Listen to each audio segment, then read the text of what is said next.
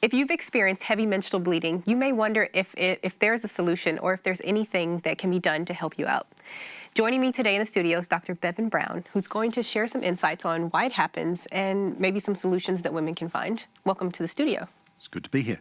I'm wondering if you can just shed a bit of light. What are some common causes for heavy menstrual bleeding? And is it something that happens throughout a woman's entire life, or is it something that just happens at a moment in time?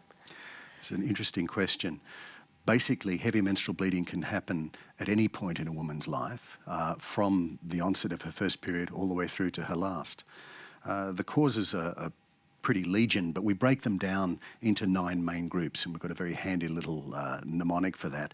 The first are the anatomical groups, so these are things like polyps, adenomyosis, lyomas or fibroids, and cancers or malignancy, that's PALM. And the second part of the mnemonic coin stands for coagulopathy, ovulatory dysfunction, which is your hormone-related things, E for endometrial, I for iatrogenic, that's when you're taking drugs that might cause heavy bleeding, like anticoagulant drugs, for example.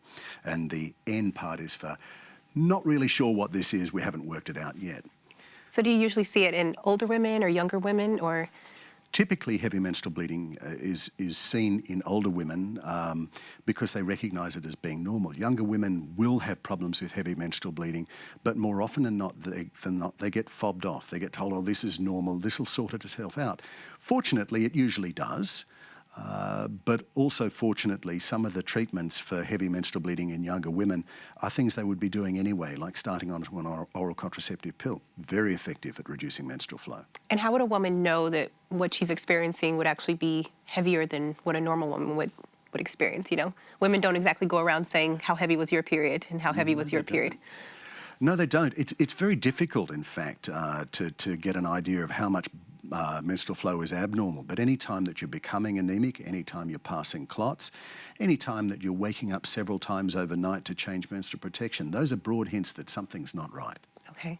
And are there any solutions? I know you mentioned very slightly about the contraceptives. Any solutions that women can be seeking? The commonest solution that most women will encounter is the contraceptive pill. But there are also some fantastic long-acting reversible contraceptives, things like the Mirena device or its new little sister Kyleena, which is a lower dose option with a smaller frame that's good for maybe younger women. Certainly the ideal treatment really depends on the cause. So one of the first things that we do is we try and rule out the serious causes, the coagulation problems, the cancers and so on. So make sure you've had your pap smear done, get an ultrasound done to exclude any of the major anatomical problems, that sort of thing. And most doctors will also organise a battery of blood tests to make sure there isn't a hormone problem, particularly if a woman's cycle is a bit irregular. Well, thanks for giving us those options. If you're looking for more tips and more options of things that you can learn, you can go visit us at mumsathetable.com.